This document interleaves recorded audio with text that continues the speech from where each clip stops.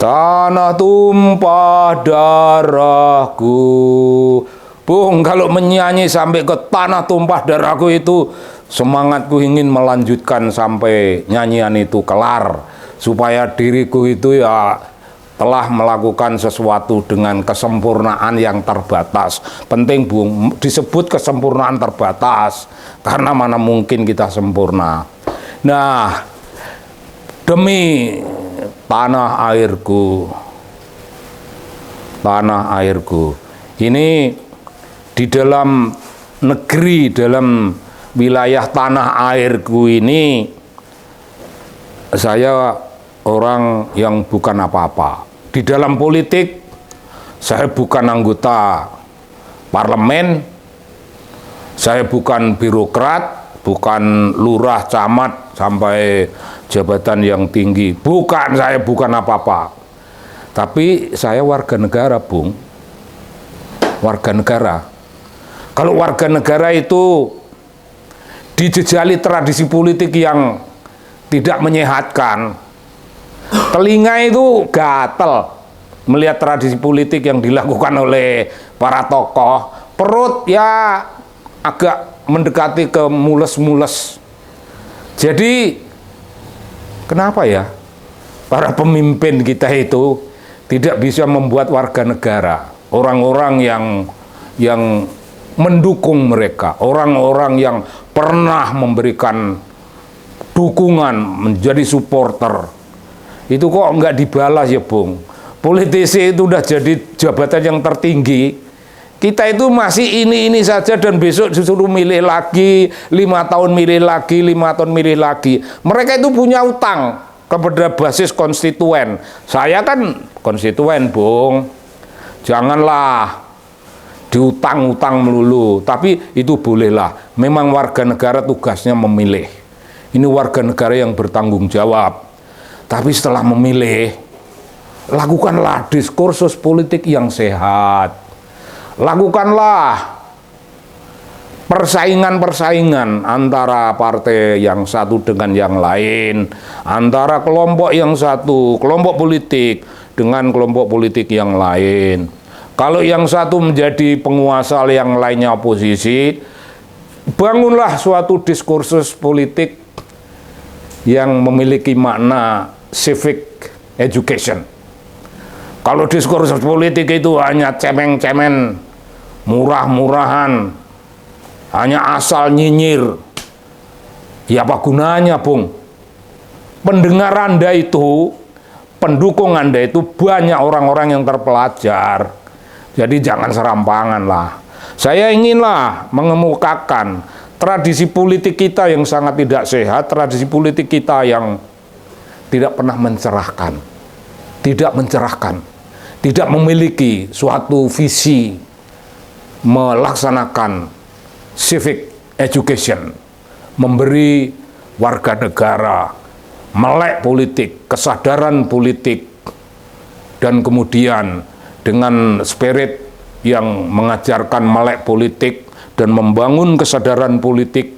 Itu politik apa? Politiknya warga negara. Politik warga negara itu politik adiluhung, Bung. Ini tidak sama dengan politik orang yang saling mengalahkan. Warga negara tidak punya semangat mengalahkan. Warga negara hanya supporting dengan penuh dedikasi sebagai warga negara. Karena itu, kalau orang bicara antara penguasa dan oposisi, tapi isinya seperti yang kita lihat, mari kita ingat bersama-sama, begitu banyaknya suara yang dibebankan atau suara yang diberi judul oposisi. Tapi mengapa oposisi kok isinya itu patronizing, merendahkan pihak lain? Ada sesuatu yang terasa sebagai sindrom senioritas. Sindrom senioritas itu karakter dan perilaku yang menganggap dirinya senior, dan pemerintah yang sekarang itu juniornya yang di underestimate. hati-hati loh ya. Jangan uang APBN itu semuanya diserap habis untuk program pembangunan infrastruktur. Infrastruktur penting, tapi kebutuhan-kebutuhan yang lain juga penting.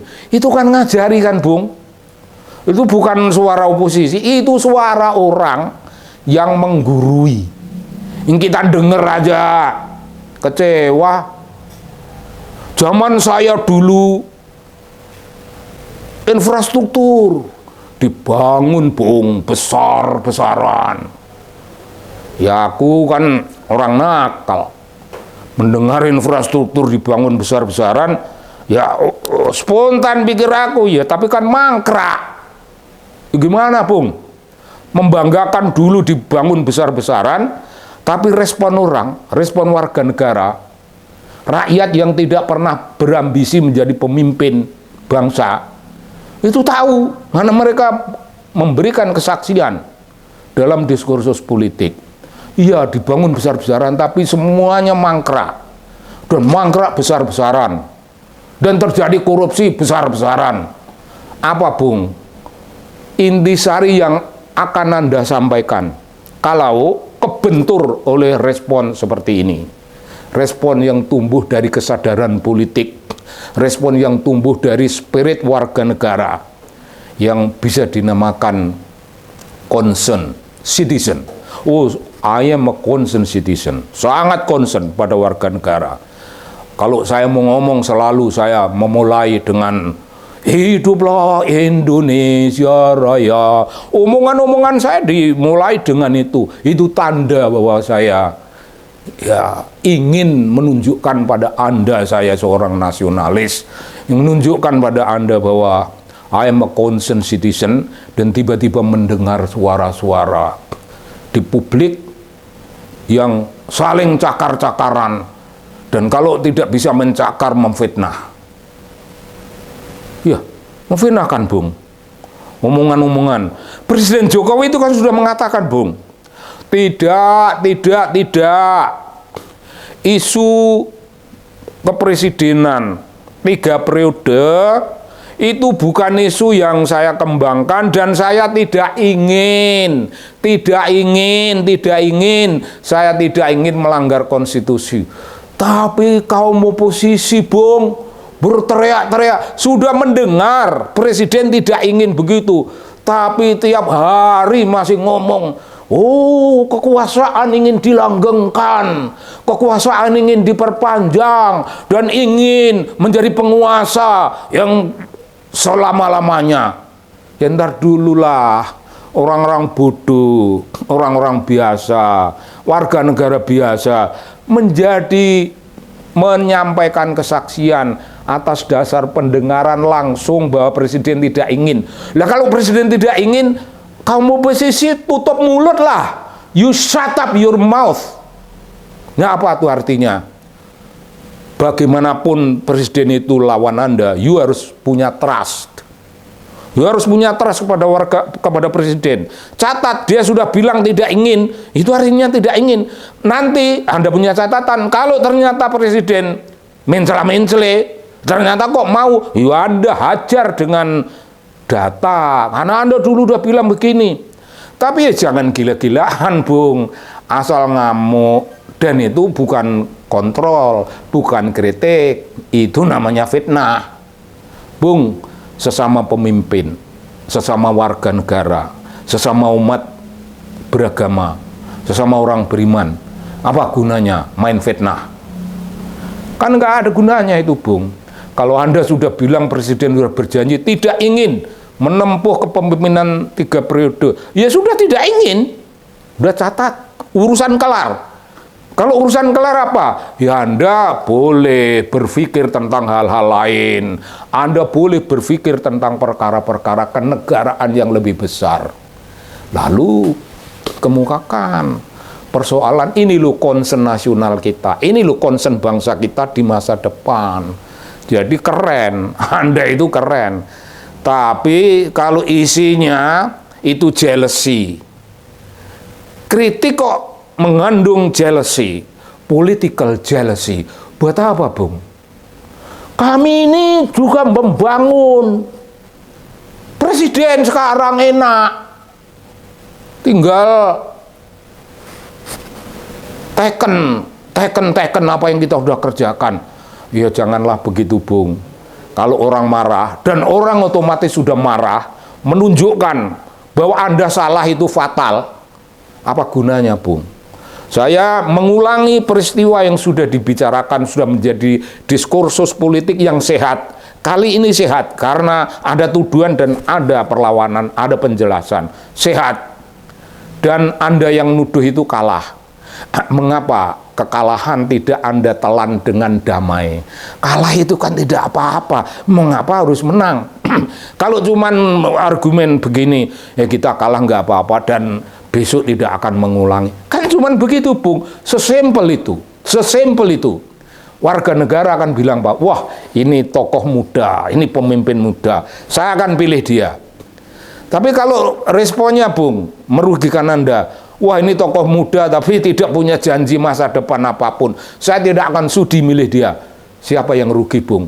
Kontestasi yang Anda tampilkan di depan publik telah membunuh masa depan Anda. Mengapa Anda tidak mengubah political strategy dalam your political communication? Pentinglah. Ya macam begini-beginilah yang tidak sehat, Ini bukan kritik, ini bukan pelurusan, ini bukan mengingatkan, Bung. Ini jealousy, political jealousy, dan tidak ingin presiden sekarang ini lebih hebat dari posisi presiden sebelumnya. Ya, seharusnya bersyukurlah, ya alhamdulillah saya dulu jadi presiden, sekarang muncul presiden yang lebih muda dan dia lebih baik dari saya. Wah, alhamdulillah, ya memang begitu. Dan nanti dia akan diganti oleh orang yang lebih muda, yang lebih baik. Karena begitulah pertumbuhan sebuah bangsa. Dan kita akan ingat, Bung, semua bentuk kesadaran dalam bangunan kita, membangun ekonomi bangsa. Dan tahun 2045 diprediksikan oleh banyak kalangan dan kita juga sadar atas prediksi itu. Kita akan menjadi bangsa yang memiliki pertumbuhan tinggi, kita bangsa yang maju. Tahun itu, ya kita nantikanlah itu. Jangan jegal-menjegal, Oposisi bukan politik jegal-menjegal. Oposisi meluruskan oposisi, memberi ancaman. Jangan main-main, ini begini. Itu oposisi. Dan ini namanya loyal opposition. Dia loyal karena dia oposisinya itu on behalf of my country. Seperti hiduplah Indonesia Raya. Saya aja berteriak begitu, Bung. Kalau Anda orang-orang yang berkuasa, orang-orang yang punya duit, duitnya nggak terhitung, mengapa Anda nggak berteriak tentang hiduplah Indonesia Raya? Di tempat lain saya bicara, bagimu negeri, jiwa raga kami. Anda diperkaya oleh negeri ini, Anda diberi privilege menjadi pemimpin, menjadi anggota ini. Maaf, dibayar oleh negara, makmur oleh negara. Tapi mengapa, Bung? Yang Anda lakukan ialah permusuhan demi permusuhan politik. Anda tidak memberi sesuatu, ya barangkali bolehlah disebut mencerahkan bangsa, melakukan civic education, pendidikan politik bagi rakyat, pendidikan politik bagi warga negara. Mengapa tidak, Bung? Mengapa Anda yang disebut elit itu? Bagi saya, Anda bukan elit sama sekali. Bukan. Yang disebut elit politik bukan elit. Pikirannya kadang-kadang sak penaknya sendiri. Pikirannya tidak bisa dipertanggungjawabkan sebagai pendidikan politik bagi warga negara. Apa gunanya? Dan banyak, Bung, sejenis ini banyak sekali. Kalau saya membuat catatan dan menjadikannya suatu video, kalau semua saya sebutkan akan berpanjang lebar. Tapi kalau ini sebagai contoh, ditambah sedikit contoh lain, contoh orang-orang yang pintar. Wow, saya bangga lah hidup di republik di mana orang pintarnya banyak. Tapi kalau orang pintar itu ya Bung, saya sudah ngomong sebelumnya, kalau orang pintar itu menggoblok-goblokkan rakyat biasa, yang memang goblok. Kami ndak usah digoblok-goblokkan aja, kami tahu bahwa kami itu tidak pintar. Kami itu ya memang tidak sehebat Anda. Tapi kalau Anda sebagai orang pintar masih mengklaim kepintaran, apakah Anda punya kepintaran yang sejati dan punya sejatinya kepintaran?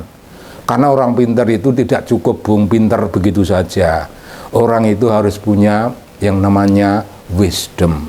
Nah, kalau orang pintar tidak punya wisdom dan tidak bisa mengajarkan kearifan bagi orang banyak yang harus Anda pintarkan, ya Anda hanya mengajarkan teori namanya Bung. Mengajarkan teori itu bukan ajaran tentang realitas. Padahal rakyat itu perlu diberi gambaran tentang realitas kita, perlu diberi gambaran tentang bagaimana cara yang cerah, bagaimana cara yang strategik memahami realitas dengan dasar keilmuan seperti yang Anda miliki. Kalau Anda mengajarkan itu dengan memaki-maki semua orang, bahwa semua orang itu tolol, Anda akan dijauhi orang dan orang akan bersikap antipati kepada Anda. Jangan bangga bahwa Anda dipuja oleh satu golongan. Ngapain golongan kaum intelektual kok hanya menjadi pujaannya satu golongan? Ya tidaklah, Anda harus menjadi pujaan bagi seluruh golongan. Anda guru bagi bangsa. Keren kayak itu Bung. Kalau Anda menjadi gurunya bangsa dan tidak ada yang Anda bodoh-bodohkan, apalagi kalau yang Anda bodohkan itu presiden, Anda bukan orang yang pintar.